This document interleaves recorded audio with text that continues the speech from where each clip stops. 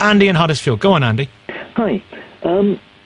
I am a bit amazed at what Douglas Murray's been saying, because it's a complete denial of any sort of categorical imperative towards the sort of nuclear situation in the Middle East.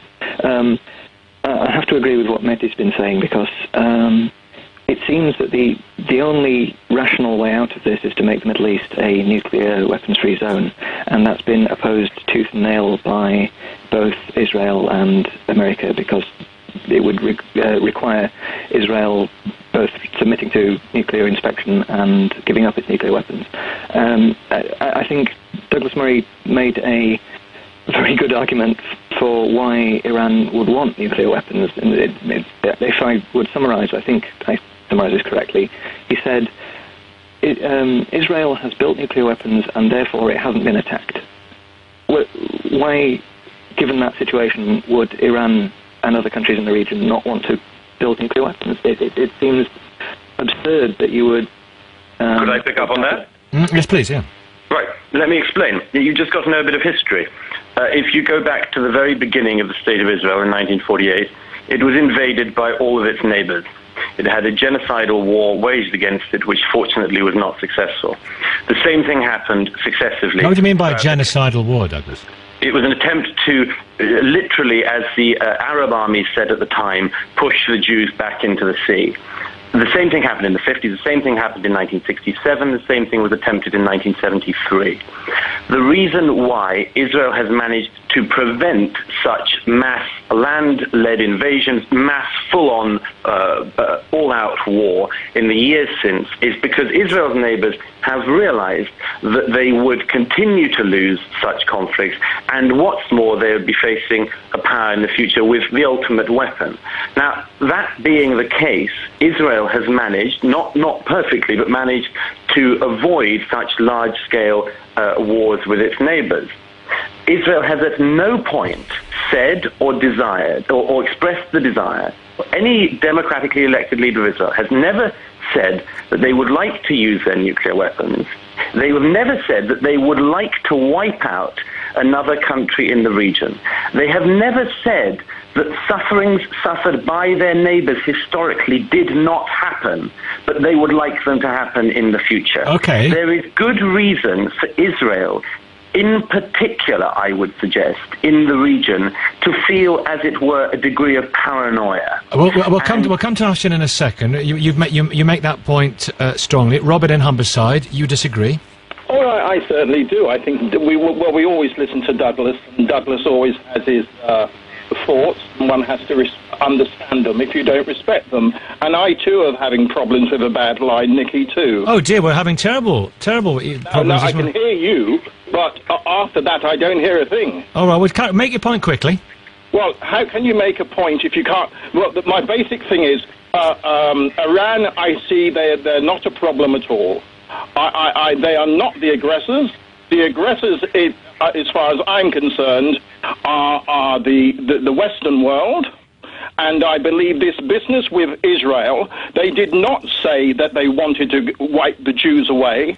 They were saying about the Zionists. The Zionists and the Jews are totally two different elements. Oh, you're joking. I'm not joking at all, Derek Murray. I'm not talking at all. And in fact, they didn't...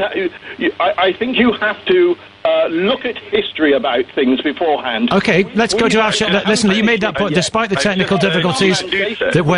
Despite the technical difficulties, you made that point very well, and we're going to pick up on it. Afshin Rattansi, this business about wiping Israel off the map, some people say it was a idiomatic, mistranslation.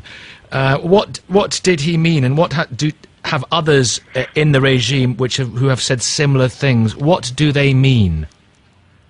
On that particular case, I think one shouldn't be judging individuals, as has been said before. It is issues. And I should also say that, given our earlier discussion, I'm not a representative of Press TV. I'm independent of it. I make a show which is broadcast on it, doublestandardstv.com. It isn't broadcast here because there isn't proper freedom of the press or freedom of television anymore in Britain. The Israel case, what really frightens me at the moment is the prospect of not only a third intifada, but also the fact that President Obama who sent General Dempsey, the U.S. Joint Chiefs of Staff head, and I think just last night we had Tom Donilon, the NSA advisor, national security advisor, desperately, presumably, trying to stop this rogue nuclear, almost proxy militia of the United States, the Zionist government there, preventing them, trying to them, begging them not to make an attack. I mean, on a humorous note, I'm not sure it is humorous, Madonna is playing there, and they said, Israeli fans of hers said, please bomb Iran after the gig. That is the kind of level of rogue stateness we have in Israel at the moment, and it's about time that Britain stops supporting the Arab dictators, Bahrain, Saudi Arabia, all these countries, and stops supporting this rogue nuclear state in the region. Could I just pick up on that, Nicky? I mean, it requires somebody to have no sense of irony to present a program called Double Standard on Iranian national paid television, but let me just give an example of what a double standard would be. It would be pretending that the heads of a country, say Iran, didn't say the things they did, and that such things, even when they were said, were not emblematic, symptomatic, or in any way interesting. But taking some Madonna fans in Tel Aviv as symptomatic spokespeople for an entire democratic country, Israel. How can you explain a double standard like that? I really wasn't. I'm not only referring to them. Of course, we know Israel's terrorism for its killing in Dubai of people on fake British passports, the assassinations in Iran recently, and of course the bombing of Lebanon in 2006. And I heard you say earlier Hezbollah and Hamas. Hamas were elected in Gaza. Okay, wait, Afshin. From Israel's onslaught. Afshin, has Iran been responsible for any terrorism? No. Iran has supported liberation movements fighting against this rogue nuclear state in the Middle East. There you go. There you have everything you need. The spokesperson of the paid I'm not a spokesperson. I'm just saying Iranian what government. Millions of people in the region believe. Not even just the region. Okay, wait. Okay, Douglas. Let's see Douglas's thoughts, and then I think we can go to Ben. Go on, Douglas. Right. Ofcom last month decided Press TV rightly can't broadcast in this country. It's not because of freedom of the press. It's because the channel which you work for, among other things, ran interviews of a forced confession put under pressure in prison of a journalist in Iran. Mazia Bahari. Sort of propaganda you're involved in. So don't come on here and start passing Tel Aviv Madonna fans' comments as serious analysis. As for your comment, your risible comment, if anyone here didn't know who pays the piper here, as for your risible comment that Iran has never been involved in terrorism,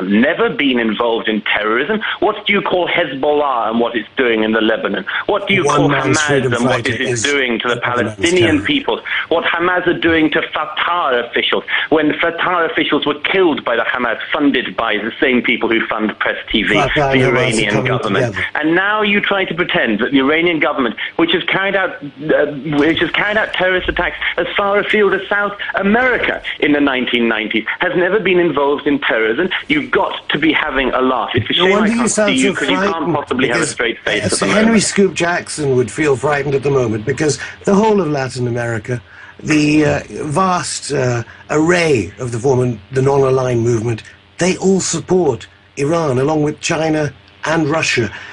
Well, Jack Straw, the former Foreign Secretary, made the point on this programme earlier on in a very, I thought, balanced, generally balanced view that China and Russia are getting pretty twitchy about Iran at the moment, according to Jack Straw. Ben's back. Ben in Sheffield. Hi, Nicky. Have we sorted you out? Carry on. I think we can hear each other now. The only thing I would say is... are you about to go to the news? Because I might take a couple of minutes. Well, as quick, we are running slightly late, but if you can be as brief as you can, but keep it content rich. Go on. I will indeed. Absolutely. What we're talking about here is a translation and communication problem, and people who don't culturally get each other.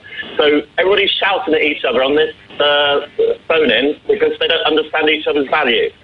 And I know this because I've been involved in Iran for nearly 40 years. I've also worked in the translation industry, and I'm in the communication industry. So I know about poor communication, and that's what's going on here. Do you want me to expand on that? Well, that was beautifully said. Well, if you've got anything more, I'll give you another... how about we're bargaining here? I'll give you another minute. Right. Go on. Well, that's interesting you mentioned bargaining. And, Nikki, you know about translation because you studied Russian. So the main thing is people here culturally don't get each other. And the bargaining element is Iranians are the greatest negotiators in the world. They're really tough to do business with, believe me. They've made me very grey, and my father managed to survive it for 25 years, so I know what I'm talking about. So for me, the current president, I'm starting to get the name out. Ahmadinejad. Yeah, very good. The current president is a very tough negotiator, and he's trying to get what he wants for his independent people. He's just not as cuddly as Khatami, but essentially Iranians are like the Irish of the Middle East. They're different, they're innovators, they make a difference to the world. And not everybody gets them. But just because you don't get different people, just because you don't get mavericks, doesn't mean that they haven't got value in the world. Listen, you said that beautifully. And Afshin Rattansi, you talk about freedom of the press and so forth. Would we be able to have this phone in Tehran? Yes.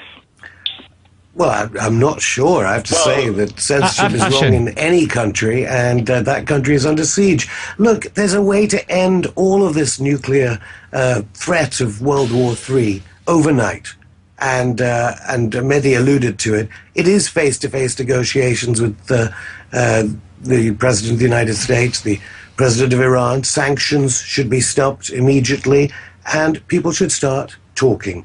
And your last caller alluded to that. We would need a good translator, obviously, but it's about talking and not this constant brinkmanship, using the media, using spokespeople to constantly make the stakes higher, obviously. But if President Ahmadinejad goes to the UN and says the Holocaust didn't really happen, you can understand, is that using the media? Is that raising the stakes, or is that... Do you have sympathy with his One only negotiates with perceived enemies, and what we don't want to see is another war like Iraq happening in the Middle East. This one would be worse, and every man, woman or child in Britain would be affected. Why? This is not a joke at the moment, and, well, it would be affected because, yet again, British interests would be seen to be opposed to the interests of an entire... it's not even a nation, really, is it? It is like certain superpowers are at war with the entire developing world. Okay. And talking will be the way out of this, not this ridiculous idea of isolating each other one from another. Afshin That is not Rattansi, going to work. Thank you. Thank you, Douglas.